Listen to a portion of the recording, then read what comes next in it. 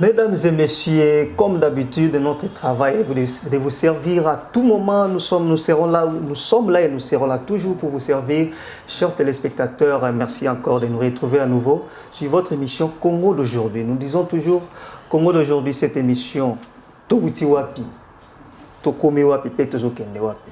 Qui fait quoi et où? Chers téléspectateurs, comme d'habitude, la journée est marquée par, disons, une information qui circule sur les réseaux. On ne sait pas si, où nous allons avec les élections. Est-ce que ça aura lieu ou pas? L'opposition est en Afrique du Sud en train de chercher comment sortir un candidat commun. Le candidat commun qui va, on ne sait pas, entre guillemets, battre Félix Tshisekedi, ça, on ne sait pas. Au cours de cette émission, nous allons échanger avec notre invité. Il s'appelle M. Guélor Polycarpe Guérévico. Il est juriste et analyste politique. Il est coordonnateur du Dynamique des élites pour les changements du Congo, DECO en sigle. Il est communicateur provincial du parti MC, parti présidé aujourd'hui par Laurent Batmona. Il est aussi ancien défenseur des droits humains et militant de la lucha. Donc, il a combattu. Il a milité pour que le changement ait lieu, lutte pour le changement Lucha. Il est aussi candidat, je vous rappelle, il est candidat député national à la circonscription de Moba-Imbongo. C'est avec lui que nous allons échanger, rester toujours branchés sur Kilartus TV Monde et sur nos différentes plateformes. Vous allez recevoir des informations parce que c'est notre travail. Nous sommes là pour vous servir. Nous serons toujours là avec votre émission Congo d'aujourd'hui. Je rappelle aussi aux téléspectateurs que cette émission est pour tout le monde. Si vous voulez participer à cette émission, contactez-nous via le numéro qui est marqué au bas de l'écran. Nous allons échanger, vous allez contacter ce numéro et nous prendrons langue avec vous pour comment faire pour passer dans cette émission. Nous recevons tout le monde, sans discrimination. Si vous vous sentez capable d'échanger, l'émission est bilingue, Toya Mbabatutu, en lingala en français. On va échanger. Si vous voulez que nous nous déplacions vers chez vous, à la maison, partout où vous voulez, nous allons venir avec toute une équipe de Kilartus Monde TV. Nous serons là à votre disposition. Entrons déjà dans le sujet ou avec mon invité, chers téléspectateurs. Bonjour, M. Guélor Polycarpe. Bonjour, monsieur le journaliste. Je ne sais pas si la présentation a été bonne. Oui, oui. Vous êtes satisfait de la présentation? Je suis satisfait. Qu'est-ce que je n'ai pas eu à dire ou à présenter à la population? Tout ce que vous avez dit, c'est bon. Ok. Monsieur Guélor Polycarpe Guérévico, vous suivez aujourd'hui, l'opposition est en Afrique du Sud. Les grands leaders de l'opposition, ils sont là. Ils vont sortir un candidat commun de l'opposition. Candidat commun. Est-ce que vous êtes de l'union sacrée de la nation? Vous avez peur d'eux? Merci beaucoup, monsieur le journaliste. À l'entrée de G, je dirais que je ne suis pas de l'Union sacrée, mais je suis des PEP AA-P. Donc, si vous n'êtes pas de l'Union sacrée, vous êtes dans l'opposition? Non, je ne suis pas de l'opposition, je ne suis pas également de l'Union sacrée, mais je suis des PEP. Ça veut dire? PEP, c'est une plateforme autre que Union sacrée, mais qui soutient aussi le président de la République. Donc, c'est pour vous dire que nous ne sommes pas forcément obligés d'être tous dans l'Union sacrée. Parce que pour nous, l'Union sacrée, c'est un oisif qui héberge des loups, des lions et des léopards. Alors nous n'avons pas voulu y être. Nous voudrions aussi, n'est-ce pas, accompagner le chef de l'État, mais autrement. Parce que là, vous trouverez ceux qui ont maté la population restons toujours en 2018 jusqu'aujourd'hui. Dans la même longueur de... Ceux qui travaillent mal pour détruire l'image du chef de l'État sont toujours dans l'Union sacrée. Alors, pour parler de l'opposition, vous n'avez qu'à prendre la loi sur l'organisation de l'opposition. L'opposition est composée des dignes fils de notre pays. Ils sont libres de s'organiser comme ils veulent. C'est aussi des bonnes guerres. Sortir un candidat serait aussi chanceux pour eux pour venir se mesurer avec notre candidat Félix Tshisekedi. Parce que s'ils viennent en ordre dispersé, ça sera pas aussi facile pour eux. Non, nous n'avons pas peur. Non, nous n'avons pas peur. Ils sont allés quand même pour trouver un compromis. Ils vont sortir un candidat. Peut-être que le candidat en question sera fort. Hein. Vous ne voyez pas. Je ne sais pas encore faire des commentaires sur le sexe des anges. Nous attendons qu'on puisse nous annoncer le nom de ces candidats. Mais ça vous fait peur d'avance? Non, nous n'avons pas peur. Nous allons avoir peur de qui?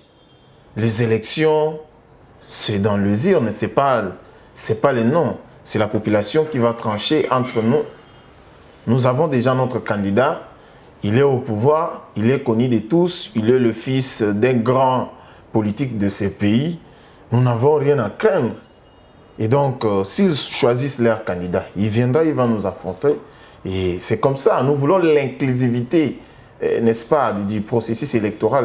Et donc, il va falloir pouvoir voir que nous ayons beaucoup de candidats pour que nous puissions compétir. Parce que aller seul ou aller vaille ne serait pas une élection. Quel est votre argument fort pendant le moment de la campagne électorale? Est-ce que Félix Tshisekedi a fait mieux par rapport à tout ce qu'il avait promis?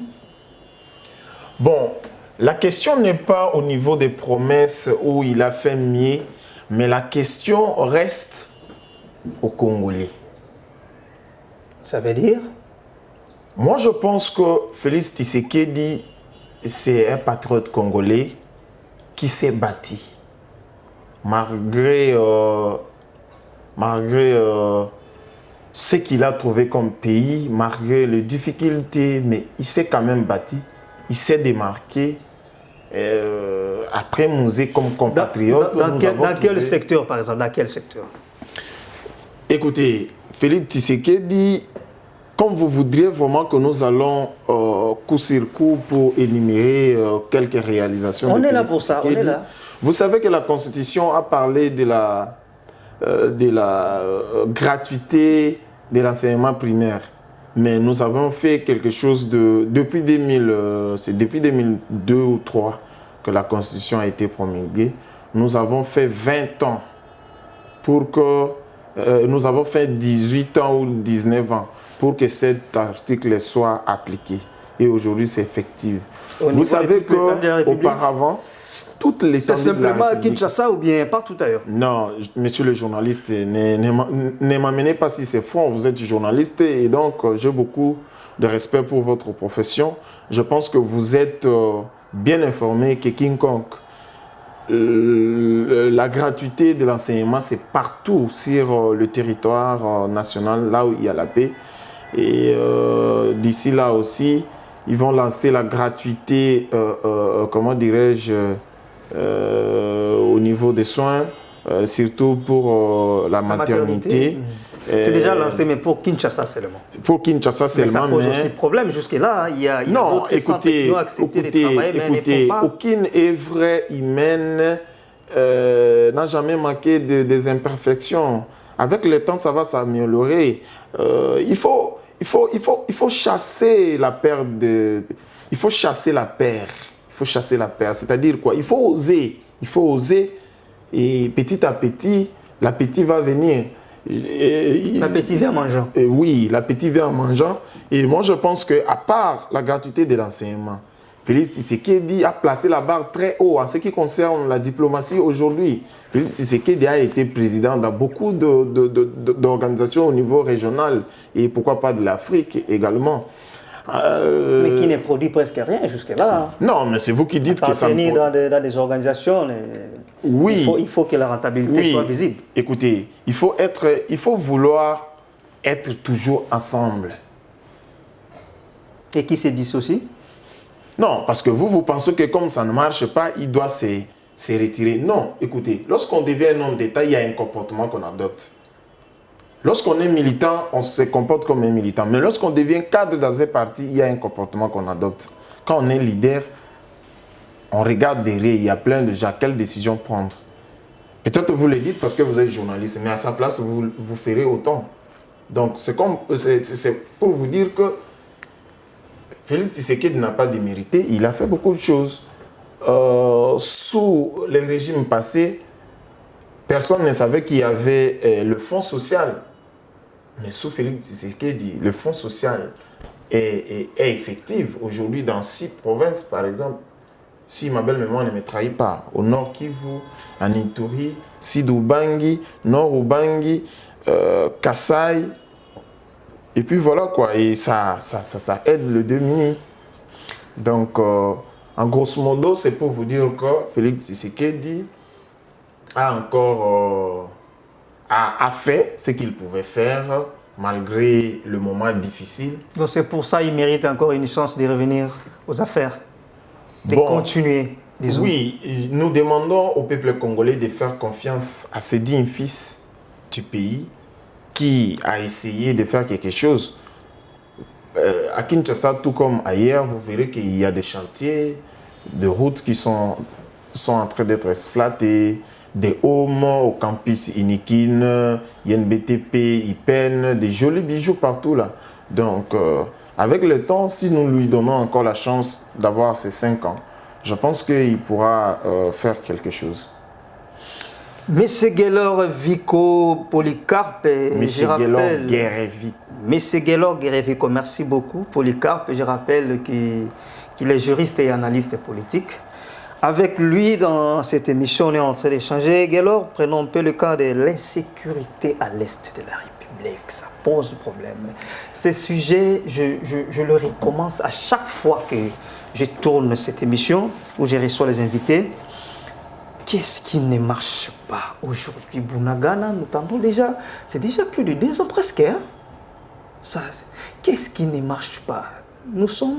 Notre armée toujours sur a toujours des tendances défensives au lieu d'être offensive. Je ne sais pas, qu'est-ce qui se passe au juste?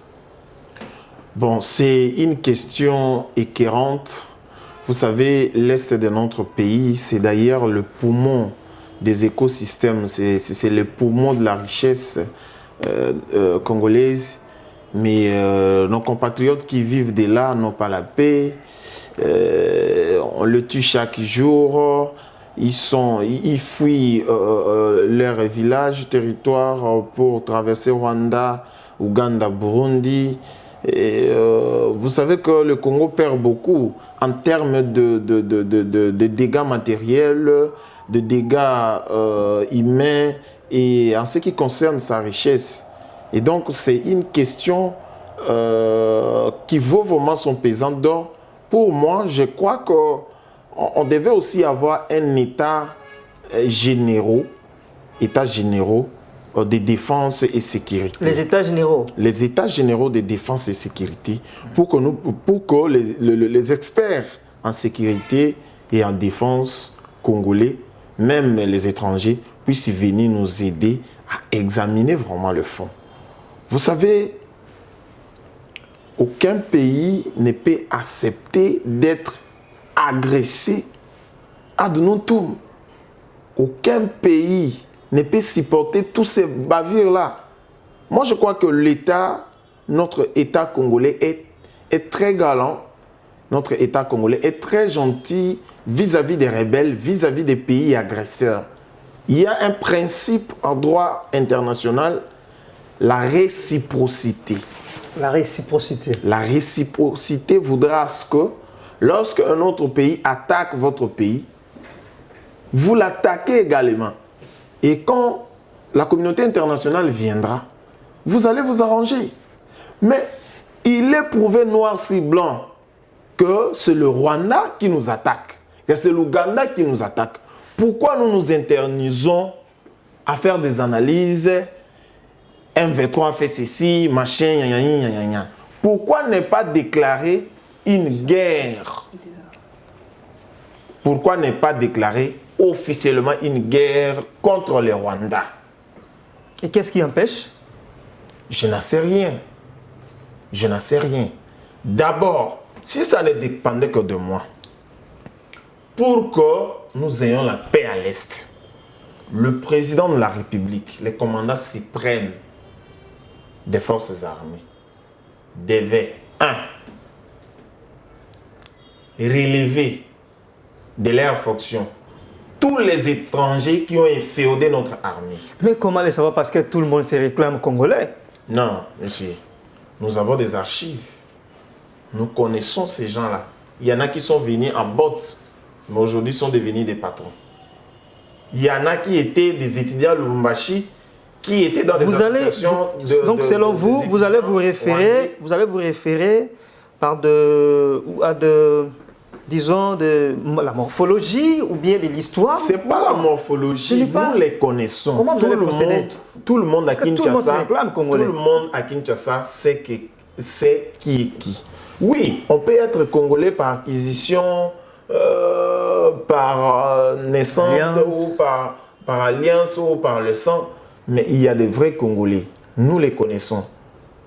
Ah bon? Écoutez, il faut relever, il faut chasser tous ceux qui ne sont pas congolais dans l'armée congolaise. Ça d'abord c'est un. Deuxième chose, il faut mettre un budget colossal pour l'armée. Il faut disposer des équipements. Il faut prendre en charge les soldats, leurs femmes, leurs enfants, donc leurs familles, leurs rations. Donc qu'il ne manque rien. C'est d'abord ça. Nous devons faire d'abord confiance à notre armée. Notre armée est devenue si faible parce qu'on ne prend pas bien soin de nos soldats. Imaginez un soldat congolais qui est payé à moins de 100 $. Il est au fond avec comment dirais-je, avec des arriérés de salaire de 3 mois, 4 mois. Un soldat congolais qui ne mange pas avant d'aller combattre. Un soldat congolais qui est au fond, qui reçoit des appels de son épouse que son épouse est malade, qu'on a chassé ses enfants de l'école. Non, ça doit cesser. Aujourd'hui, nos compatriotes du Grand Kivu, les Wazalendo, que nous-mêmes, nous les avons abattus brutalement. Aujourd'hui, vous risquez d'être chassé chez Laurent Batoumon, MSC. Hein? Comment vous êtes proche du président de la République, mais vous dites ça m'étonne. Hein? Vous ne serez pas chassé. Vous n'avez pas peur d'être chassé du parti? Non. Le président de mon parti, c'est un compatriote congolais. C'est vraiment un citoyen congolais.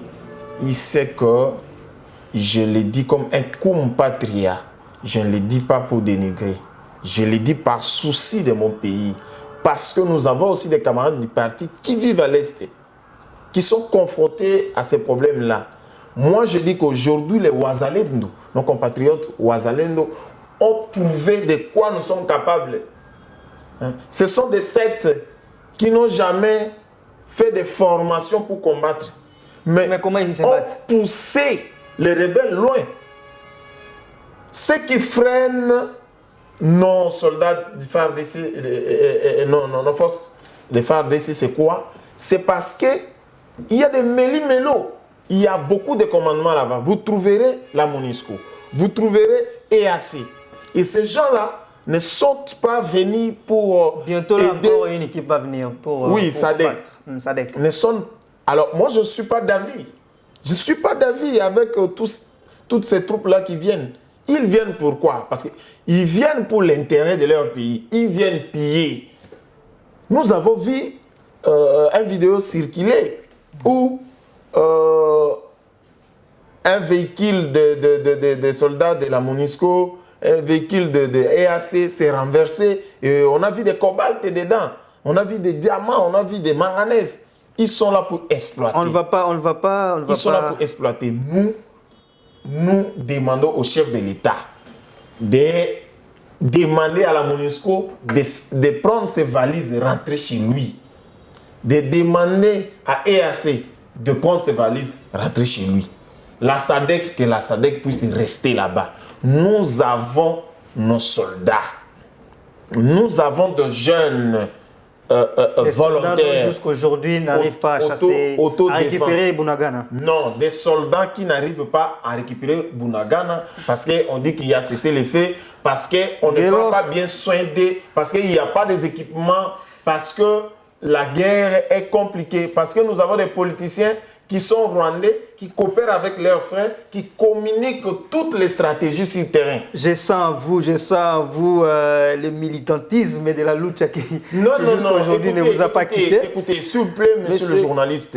En fait, nous pensons que seul le militant de la lucha peut défendre ce pays. Nous pensons encore défendre ces pays reste l'apanage de défenseurs des droits de l'homme, Filimbi, Ekoki, Echa et tout. Non, nous sommes d'abord Congolais. Aimons ce pays, défendons-les. Nous n'en avons qu'un seul. Aujourd'hui, s'il n'y a pas, nous n'avons pas la RDC, nous irons où? Nous allons nous exiler. Et est-ce que là où nous irons, nous aurons les mêmes droits? Non. Aujourd'hui, moi, je ne peux pas accepter qu'un centimètre de la RDC puisse léguer à un autre pays. Mais ce qui est déjà fait. Avant d'être Lucha, je suis d'abord congolais, je suis lumondiste. Je comprends, M. Gaylor Polycarpe Guérévico. Je rappelle aux téléspectateurs qu'il est juriste et analyste politique, notre invité, bien sûr. Il est coordonnateur du Dynamique des élites pour le changement du Congo, DECO en sigle. Il est communicateur provincial du parti MSC, présidé aujourd'hui ou dirigé par M. Laurent Batoumona. Et il est aussi ancien défenseur, vous comprenez, il est ancien défenseur des droits humains et militant de la lutte pour le changement. Et aussi, il est candidat député national à la circonscription de Mobaïmbongo au nord Ubangi. Monsieur Gaylor Polycarpe Guérévico, rentrons un peu chez vous. Pour ne pas parler chez nous, chez vous, dans la province du Nord-Ubangi. Qu'est-ce qui se passe? Ce matin même, il y a une marche des enseignants dans le territoire de Bossobolo. Il y a une marche des enseignants. Et ce sont les enseignants. Il y a une marche, chers téléspectateurs, je rappelle, les enseignants ont marché ce matin même. Ils réclament leur arriéré. L'arriéré de 2 mois, le mois de septembre et octobre. On est déjà à la fin du mois de novembre. Il y a ça.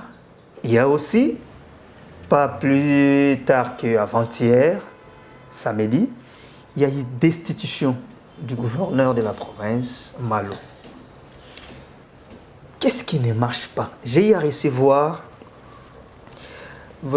quelques invités, parmi lesquels, de mes invités, parmi lesquels il y a 2 du Nord-Ubangi, que je peux ou ne pas citer leur nom. Bon, je cite Maître Richard Ekassa, Maître Calvin Koemba. Ils ont soulevé les problèmes sérieux qui se passent au Nord-Ubangi. Mais tous incombent la responsabilité au gouverneur. On l'accuse de l'incompétence, on l'accuse du détournement selon les griefs qu'on a soulevés contre lui par les députés provinciaux lors de sa déchéance. Qu'est-ce qui se passe, Gaylor? Est-ce que réellement le gouverneur a été incompétent? Parce que le gouverneur aussi fait partie de votre famille politique.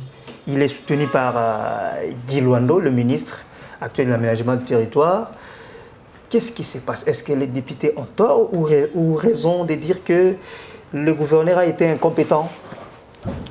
Merci, monsieur le journaliste, pour la parole encore devant moi. Le gouverneur Malo a été destitué. Oui. La faute incombe à qui? Est-ce que les élus provinciaux ont tort de le faire? Non. Pourquoi? Ils l'ont fait si tard ou si vite. Pourquoi? Je crois que à un moment donné, nous devons réfléchir à haute voix. Les élus étaient vraiment accusés des copinages avec l'exécutif. Il était vraiment important que les élus agissent. Parce que rien ne marche. D'emblée, je vous dirais déjà que je ne suis pas de la même famille politique que le gouverneur Malo Mobutu Ndimba. Vous soutenez le chef de l'État, Félix Antoine Tshisekedi. Lui aussi, il soutient le président de la République. Ça veut dire que... Attendez. Vous n'êtes pas dans les troisième voie. Monsieur le journaliste, je pèse bien mes mots. Soit vous êtes avec Félix Tshisekedi, Monsieur le journaliste, soit vous êtes dans l'opposition. Je pèse bien mes mots. Nous ne sommes pas dans une famille politique avec Monsieur Malo Mobutu. Mais vous soutenez un seul candidat. Je suis des MSR, oui. Malo et des AREP. Ok. Je suis des regroupements politiques AMSC, Malo et des AI. Je suis des PEP AAAP comme plateforme et Malo est de l'Union Sacrée. Tous nous soutenons le chef de l'État. Très bien. Mais soutenir le chef de l'État ne veut pas dire mélanger les crevettes d'eau douce avec des scrabs. C'est lui qui vous a réunis. Non. Oui, le chef de l'État nous a réunis. Oui. Mais est-ce que Malo travaille réellement pour le chef de l'État? Est-ce que Malo travaille pour l'intérêt général? Je m'explique. Je ne suis pas de l'IDPS, mais je lis souvent quand je passe, ils ont leurs grands mots.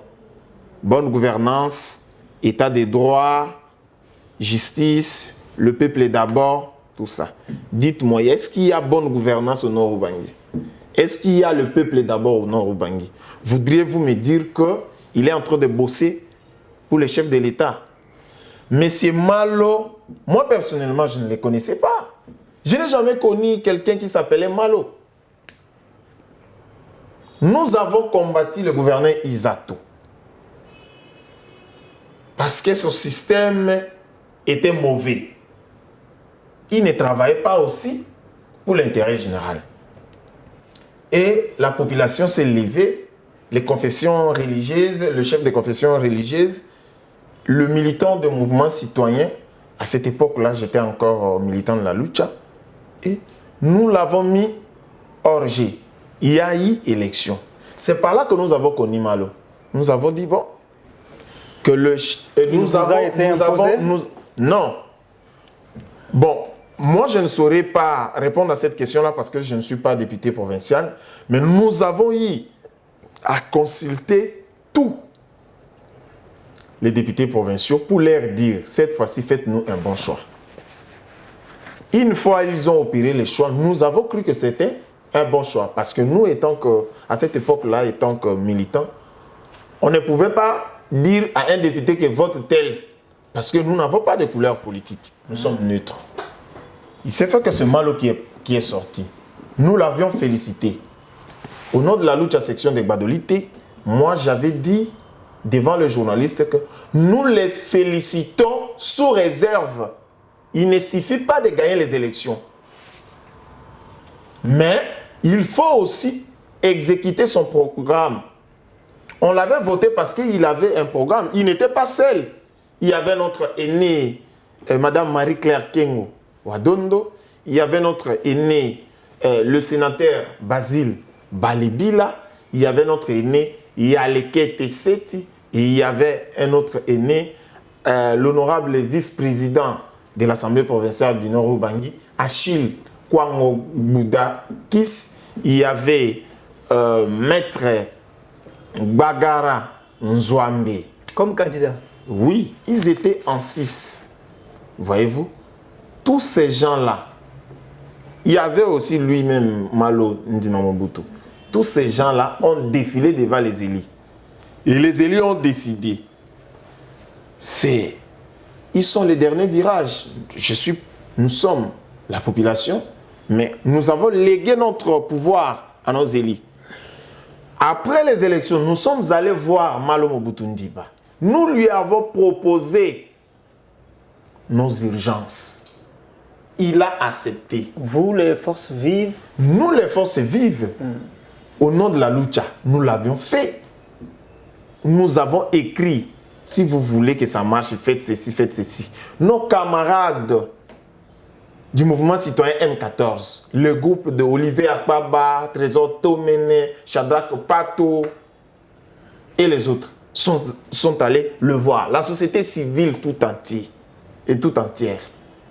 Mais il a classé toutes ces propositions dans ces tiroirs où jusqu'à aujourd'hui, ça commence à pousser des champignons. Après l'élection, un mois seulement, il a commencé à avoir des guerres, des correspondances avec ses électeurs. Nomination,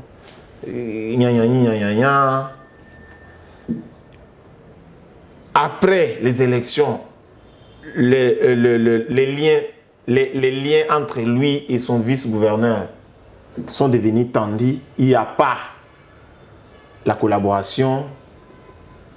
Ils ne se parlaient même pas. Il y a même le vice-gouverneur est accusé qu'il est derrière sa destitution. Hein? Non.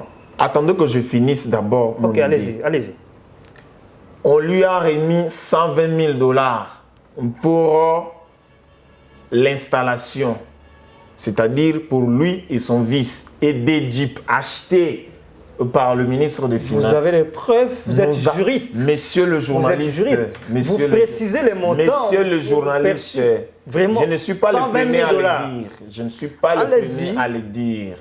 Le président de l'Assemblée provinciale. Vous le dites parce que les autres l'ont dit, le président, ou bien vous avez des preuves? Écoutez, parce que les autres l'ont dit. Le monde est petit. Okay. Le président de l'Assemblée provinciale, le vice-gouverneur lui-même, il m'écoute à travers votre télé. Ne peuvent pas me contredire parce que le président en a parlé. Il a fallu que la population monte au créneau. Il a fallu que les gens puissent parler pour que Malo Ndima Mobutu remet la Jeep. Mais après combien de temps? Il a bloqué la Jeep depuis le mois d'octobre. Remettre la Jeep à qui? À son vice. Il a bloqué la Jeep depuis le mois d'octobre à Kin. Il a remis ça même à son épouse et c'est son épouse qui roulait avec la Jeep ici. À Kinshasa? Ici à Kinshasa. Okay. Les deux Jeeps ne sont pas donnés, ne sont pas personnels. Si leur mandat prend fait, ils vont laisser ces Jeeps-là pour ceux qui vont venir après. Est-ce que c'est ça avancer la province ou bloquer la province? Et l'argent jusqu'à aujourd'hui n'a jamais été remis. L'argent de l'installation, les 120 000 $. Oui. Donc il devrait partager avec son vice. Avec son vice. Il n'a pas bon. N'allons pas là-bas. Qu'est-ce qui... Allons à l'essentiel. Allons à l'essentiel. Laissez-moi couvrir les rideaux de mes pensées. Vous risquez de me... Parce qu'on court derrière le temps. Hein? Allons à l'essentiel. Je vais seulement continuer si c'est franc. Vous venez de dire que ça entre dans les cadres du détournement, disons. Oui. Est-ce que vous savez que le gouverneur Malo a détourné même 2500 $? Est-ce que vous avez de preuves toutes ces accusations? Monsieur Malo Mobutu détourne même 2500 $. C'est pas normal ça. C'est pas normal. C'est pas normal. On appelle les membres du bureau de l'Assemblée provinciale de toutes les provinces de venir ici à Kinshasa pour les congrès de l'Union sacrée, pour choisir le candidat de l'Union sacrée et après aller déposer la candidature du candidat de l'Union sacrée à la CENI. Ces deux, dans Rubangi, ma province, sont venus. Les autres membres du bureau des assemblées provinciales sont logés dans des hôtels avec le frais du gouvernement provincial. C'est-à-dire, c'est l'exécutif qui prend en charge. Okay. Mais les miens, chacun s'est débrouillé chez une silhouette le vôtre, donc le gouverneur. C'est-à-dire que le gouverneur et le vice-gouverneur? Non, je parle des élus provinciaux. Les élus provinciaux. Les membres des bureaux sont venus ici. Ceux qui ont des maisons ici passer nuit chez eux ou ceux qui n'en ont pas passer des nuits chez leur famille. Ce sont eux-mêmes qui on a donné ou bien on les a non, mais c'est parce que comment dirais-je, l'exécutif n'a pas voulu prendre en charge leur comment dirais-je leur logement. Alors sinon je à la fin des comptes, quelques perdièmes est sorti pour le député en séjour à Kinshasa. Ils étaient en 5, par personne 500 $. Le gouverneur a reçu l'information. Vous avez des précisions. Il passe directement au secrétariat de l'Union sacrée. Il retire les 2500 $. Des 5 membres du bureau. Il dit non, bon, ils sont à l'hôtel, moi c'est leur gouverneur, je vais les ramener. Et c'est après 48 heures que les députés auront l'information. Le gouverneur était déjà passé. Oui, l'un des députés du Sidouban, il les a informés. Ah, mais c'est entre collègues. Ah, vous avez déjà récupéré votre part. Quelle part? Mais on a laissé votre argent là-bas au secrétariat. Ils arrivent, non, votre gouverneur est venu déjà prendre. On appelle les gouverneurs commencent à balbutier. Et ils l'ont mis des pressions jusqu'à ce qu'il a remis l'argent après 4 jours. Est-ce que ce serait ça? Les contrats de 2W.C à Businga. C'est quoi déjà? C'est pour l'exploitation des crédits carbone. Les contrats étaient signés d'une manière cavalière pour que ça puisse échapper même au contrôle. Même le ministre des tutelles... Au contrôle de qui? C'est lui-même les gouverneurs qui signent ces contrats avec... Même le ministre de l'Environnement n'était pas associé. Le ministre provincial? Oui, provincial n'était pas associé. On a pris des chefs coutumiers, les chefs de secteur en pied levé. On ne leur a même pas expliqué. Et le montant où ils signaient, c'est un autre montant qui sortait. Il a amené des ministres là-bas à Businga. Tu sais combien, comme frais de mission, il leur a donné? 100 000 francs par ministre. 140 km. L'état des routes, c'est impraticable. Ça, on le sait, mais ça, c'est sur les... Mais arrivé là, il quitte pour aller... Il les laisse à Businga sans leur dire qu'il partait pour Kinshasa. Est-ce que vous savez que depuis que M. Malo Mobutu est au pouvoir, il n'a jamais fait 1 mois à Badolité? Ce sont les mêmes accusations qui viennent avec Isato aussi. C'était oui, il est devenu le chargé des relations publiques du gouverneur Ngobila, de la ville de Kinshasa. Lui, c'est un gouverneur visiteur. C'est un gouverneur visiteur de la province du Nord Ubangi. Ne le rabaissez pas jusqu'à ce niveau. À tout moment, il est dans des hôtels, il roule au carrosse, il est aux États-Unis, il est aux Arabes Unis. Bon, la question était... Revenons sur l'essentiel, s'il vous plaît, revenons sur l'essentiel. Ce n'est pas à sortir tout ce qu'il fait. Des fois, ce sont des choses... Détournement de 150 000 $. Si vous voulez que je cite beaucoup de... Est-ce que vous savez, est-ce que la procédure a été respectée, la procédure de sa destitution? Parce que j'ai déjà suivi, ils n'ont pas réagi officiellement, mais après sa destitution par les élus provinciaux, selon l'information à notre possession, ils avaient dit qu'il y a eu violation des procédures. Et vous pensez vraiment qu'il ne sera pas réhabilité? Moi, je crois qu'il ne sera pas réhabilité, pour plusieurs raisons. Hein? La première raison, c'est que lorsque l'honorable Bembidé, Max Polélé, voulait introduire l'initiateur de la motion d'essentiel, exact, voulait déposer la motion en question, le directeur du cabinet du gouverneur, M. Fidel Lembe, a refusé d'acquiser la réception. Est-ce que c'est ça vraiment un comportement d'un politique, d'un homme d'État? C'est l'administration. Même si ça vise votre chef, il faut acquiser la réception. Il a fallu que l'Assemblée provinciale du Nord Ubangi aille jusqu'à saisir l'huissier, n'est-ce pas, des tribunaux, de la cour d'appel, pour que ce monsieur prenne, comment dirais-je, la motion pour amener au niveau du gouvernorat pour consigne. Ça d'abord c'est un. Ça a commencé là. Deuxième chose, on informe le gouverneur que vous devez venir dans 48 heures trouver un avion. Dans 48 heures, venez répondre. Il ne vient pas. Dites-moi, vous voulez que les députés provinciaux puissent croiser leurs bras?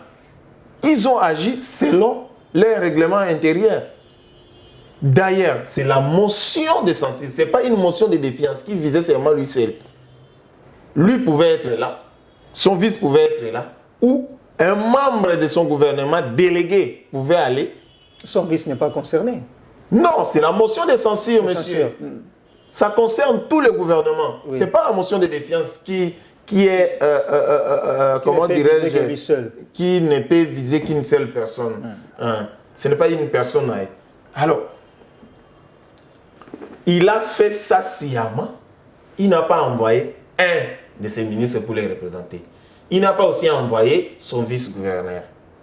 Est-ce que vous savez que le gouverneur Malo, s'il vous plaît, on nous dit qu'il a voyagé, il est sorti de la RDC sans avoir l'autorisation du ministère de l'Intérieur. Comment ça? Comment vous le savez? Et non, mais monsieur, je suis politique. Mais s'il en avait. Je suis politique et je suis du Nord-Ubangi. Je pèse bien mes mots. Il est sorti comme ça. Parce que vous êtes politique, vous êtes du Nord-Ubangi, donc vous connaissez. Je dois quand même contrôler.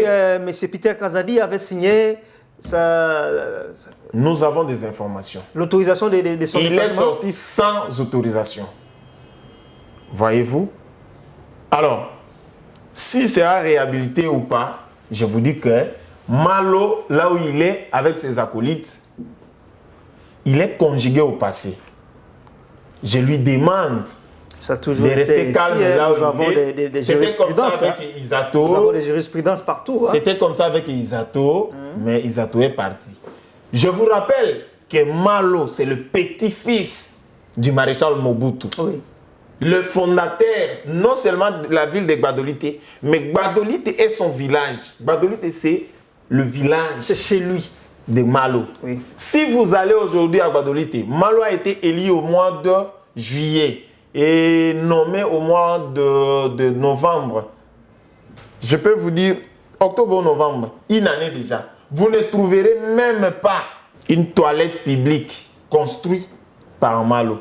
Mais il n'a pas de référence. Ça n'a pas commencé par lui. Maître Calvin était passé ici. Non. S'il vous plaît. Non, Freddy. S'il vous plaît. Monsieur le journaliste, ne me dis pas ça. C'est-à-dire quoi? C'est la routine. Comme ses prédécesseurs n'ont pas fait ça, lui aussi ne peut pas le faire. Il nous a d'abord menti. J'allais oublier. Il a menti les élus. Moi, j'étais dans la salle.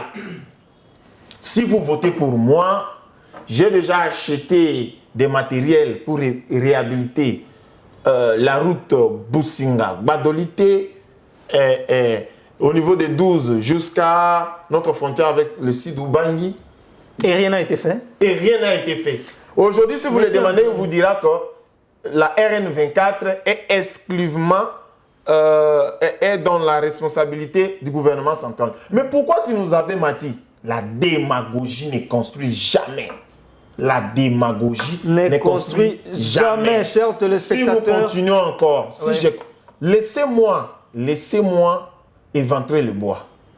Laissez-moi éventrer le bois. Vous avez une minute. Malo Mobutu nous dit, encore pour la deuxième fois, comme le matériel sont encore en retard, j'ai l'argent de l'office des routes est déjà logé dans la banque. Bientôt, nous allons remettre cet argent au DP, le directeur provincial de l'office des routes, et la route sera faite. Jusqu'à aujourd'hui, je vous dis, la route n'a jamais été réfectionnée. Voilà pourquoi, dernièrement ici, le mouvement citoyen et le membre, n'est-ce pas, des FEC Nord-Ubangi, qui ont été sabotés par le gouverneur. Il les a invités pour une réunion stratégique. Les gens se sont préparés pour venir à 9h. Ils arrivent, le gouverneur a voyagé. Mais la réunion a été convoquée 4 jours avant son voyage. Il pouvait quand même s'excuser. Il pouvait quand même les recevoir dans 10 ou 20 minutes et présenter ses excuses et prendre ses valises pour partir. Voilà pourquoi la FEC, s'il vous plaît, peut-être écoutez aussi, s'il vous plaît. Peut-être que la raison de son voyage a été plus importante que de rester continuer avec les mais non, il faut avoir des respects. Je rappelle que j'ai reçu Guélor Polycarpe Guérevico, juriste et analyste politique, coordonnateur du Dynamique des élites pour le changement du Congo, DECO, communicateur provincial du parti MSC. Il est aussi ancien défenseur des droits humains et militant de la lucha, candidat député national à la circonscription de Mobaï-Mbongo. C'est avec lui que nous sommes en train d'échanger. Nous tendons vers la fin déjà. On nous fait signer un signe que ça reste quelques minutes. M. Guélor, mettez un mot par rapport à la grève des enseignants, la marche même, disons. Je demande d'ailleurs à la technique de nous balancer une petite vidéo. Là, bon, c'est une vidéo amateur qui nous a été envoyée par les amis de la province. Il y a eu une marche au niveau de la province, dans les territoires de Bosobolo, bien sûr. Les enseignants réclament leur arriéré de 2 mois. Et jusqu'au moment où... Oui, par le gouvernement. Ce sont les enseignants. ça régale le gouvernement, je ne sais pas. Convention nationale, c'est à vous. Moi, je pense que... Mettez un mot là. Le droit reste droit lorsqu'on le réclame. Lorsqu'on les réclame. C'est-à-dire qu'ils ont droit de réclamer leur salaire. Ils ont usé leur culotte pendant 30 jours, 60 jours pour l'État congolais. Et donc, ils méritent leur salaire. C'est pas une faveur, mais c'est un droit. C'est un droit. Nous savons que à ce moment, le gouvernement est très préoccupé par le processus électoral, très chargé avec beaucoup de choses, mais quand même, ils ne peuvent pas oublier de payer les enseignants. Si moi, j'étais le président de la République, il n'y a pas quelqu'un qui ne... Bon, les enseignants, le docteur, le soldat, ce sont des gens qui devaient être payés au premier rang avant de prendre d'autres couches. Moi, je pense que cette affaire-là, ça ne commence pas aujourd'hui. À tout moment, les enseignants arriveraient des salaires, ce n'est pas bon. Au niveau du ministère des Finances, il va falloir que les choses puissent s'activer. Et aussi au niveau des Caritas, que les choses aussi avec le banque TNB. Il peut y avoir un problème au niveau de la banque ou bien du gouvernement. Peut-être. Parce que le gouvernement libère l'argent de tous les fonctionnaires. C'est une chose qui n'arrange pas, n'est-ce pas, la vie de nos compatriotes, la vie de nos frères qui tiennent le cri. Mais je pense que nous avons parlé du Nord-Ubangi. Sans parler de Mobaye, ici, vous pouvez m'accorder quelques minutes. Allez-y, vous avez 2 minutes. 2 minutes. Oui, Mobaye, c'est chez moi. C'est à Mobaye que j'ai postulé. Et si j'ai postulé, c'est pas par Akin ou pour amuser la galerie. Les territoires de Mobaye Mbongo, depuis 2006 jusqu'à aujourd'hui, a eu des élus. Mais aller au Parlement, parler des quotidiens, n'est-ce pas, de la population de Mobaye, créer des bonnes lois, faire des contrôles parlementaires, prendre la parole, motion d'ordre, motion d'information. Il faut en parler. Par exemple, à Mbouy, le village de Mbouy, 20 maisons ont été brûlées. À Ndiagbouté, il y a eu une inondation. À Gbabanda, par exemple, le Mbororo ont menacé la population. À Gbamozonga, par exemple, les rebelles anti-Balakaou Seleka ont traversé la rivière Ubangi, ont menacé. Il y a eu tracasserie militaire à Bira. Il y a eu tracasserie policière à Simbala, à Nzoumou, c'est à Kotakoli, à Ngama, à Ndekere, à Gbo. C'est comme... Voilà pourquoi nous sommes venus, pour que nous puissions essayer de relever tant soit peu tous ces retards-là. Donc, Mobaye Mbongo, c'est là où on a jeté le pont, le barrage hydroélectrique. C'est Mobaye qui est le poumon aujourd'hui du Nord-Ubangi, qui renforce Badolite en poisson avec le foufou, le courant et tout. Et donc Mobaye doit vraiment avoir un leader qui ressemble à lui, un leader qui pourra le défendre dans les jours à venir.